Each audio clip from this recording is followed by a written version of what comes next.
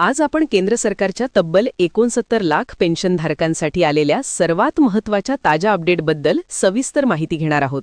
केंद्र सरकारने नुकतेच 8व्या वेतन आयोगाच्या कामकाजाच्या अटी टर्म्स ऑफ रेफरन्स मंजूर केल्या असून या आयोगामुळे सुमारे 50 लाख जिवंत कर्मचारी आणि 69 लाख निवृत्त पेन्शनधारक यांच्यावर थेट परिणाम होणार आहे. त्यामुळे देशातील जवळपास 1.25 कोटी कुटुंबांच्या आर्थिक भवितव्याशी हा विषय जोडलेला आहे. याच पार्श्वभूमीवर जेव्हा राज्यमंत्री जितेंद्र सिंग यांनी संसद व प्रसारमाध्यमांसमोर माहिती दिली तेव्हा त्यांनी असे स्पष्टपणे म्हटले की 69 लाख पेन्शनधारक व कुटुंब पेन्शनधारकांच्या हिताचे सरकार पूर्ण संरक्षण करेल.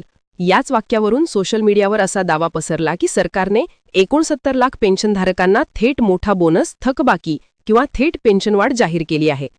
पण वस्तुस्थिती थोडी वेगळी आहे. सरकारने सध्या कोणतीही थेट रक्कम जाहीर केलेली नाही, कोणताही आदेश जारी केला नाही आणि लगेच खात्यात पैसे येतील अशी कोणतीच नोटिफिकेशन आलेली नाही. ही घोषणा म्हणजे सरकारी आश्वासन आहे. म्हणजे जेव्हा 8वा वेतन आयोग आपली शिफारस सादर करेल तेव्हा पेन्शनधारकांवर अन्याय होणार नाही, त्यांना डावलले जाणार नाही, त्यांच्या हिताचं संरक्षण केले जाईल. एवढेच या वक्तव्यात सांगितले आहे. मात्र खरे वाद इथूनच सुरू झाले. कारण 8व्या वेतन आयोगाच्या अधिकृत टर्म्स ऑफ रेफरन्समध्ये पेन्शन रिव्हिजन किंवा पेन्शनर्स यांचा स्पष्ट उल्लेख दिसत नाही. त्यामुळे अनेक कर्मचारी संघटना आणि निवृत्त कर्मचारी संघटनांनी आक्षेप घेतला आहे की 69 लाख पेन्शनधारकांना आयोगाच्या थेट कक्ष बाहेर ठेवले जात आहे. याच कारणामुळे संपूर्ण देशभरात संभ्रम निर्माण झाला आहे. काही जण म्हणतात मोठी पेन्शन वाढ झाली, तर काही जण म्हणतात पेन्शनधारकांना डावलले जात आहे.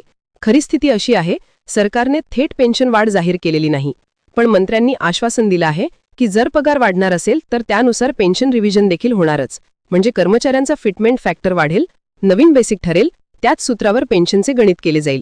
सध्या चर्चेत 2.28 ते 2.86 पर्यंत फिटमेंट फॅक्टर आणि डीएचे 50% विलिनीकरण अशा शक्यता व्यक्त केल्या जात आहेत. जर फिटमेंट फॅक्टर 2.58 वर गेला तर आज ज्या पेन्शनधारकांची बेसिक पेन्शन 9,000 रुपये आहे ती 23,000 रुपयांपर्यंत जाण्याची शक्यता आहे. आणि ज्या पेन्शनधारकांना 15,000 रुपये मिळतात त्यांची पेन्शन 38,000 रुपये ते 40,000 रुपयांपर्यंत वाढू शकते. पण हे सर्व अंदाज आहेत, सरकारी घोषणा नाही. सध्या निवृत्त कर्मचाऱ्यांची सर्वात मोठी मागणी हीच आहे की पेन्शन रिव्हिजनचा उल्लेख टर्म्स ऑफ रेफरन्समध्ये स्पष्टपणे करा. कारण लिखित आदेशाशिवाय कोणतीही वाढ लागू होऊ शकत नाही. त्यामुळे सरकारवर दबाव वाढत आहे. विविध संघटना पंतप्रधान, अर्थमंत्री आणि पेन्शन मंत्रालयाला पत्र पाठवत आहेत.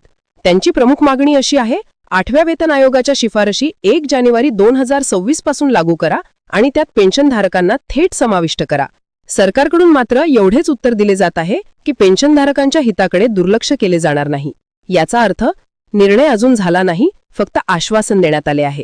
मित्रांनो, त्यामुळे आज सोशल मीडियावर जे सांगितले जात आहे की 69 लाख पेन्शनधारकांना मोठा पैसा मिळणार, थेट खात्यात पैसे येणार, बोनस जाहीर झाला, हे पूर्णपणे अप्रामाणिक व दिशाभूल करणारे दावे आहेत. सरकारने सध्या कोणतेही पैसे जारी केलेले नाहीत. खरी बातमी एवढीच आहे की केंद्रीय मंत्र्यांनी सार्वजनिकपणे सांगितले आहे की 69 लाख पेन्शनधारकांचे हित व अधिकार सुरक्षित राहतील. आयोगाचा अहवाल साधारणपणे 2026च्या शेवटी किंवा 2027च्या सुरुवातीला येण्याची शक्यता आहे. तेव्हाच वास्तविक निर्णय जाहीर होतील. किती फिटमेंट फॅक्टर, किती टक्केवाढ, कोणत्या तारखेपासून अंमलात येणार, थकबाकी मिळणार का नाही, या सर्व गोष्टींचे खरं उत्तर तेव्हाच मिळेल.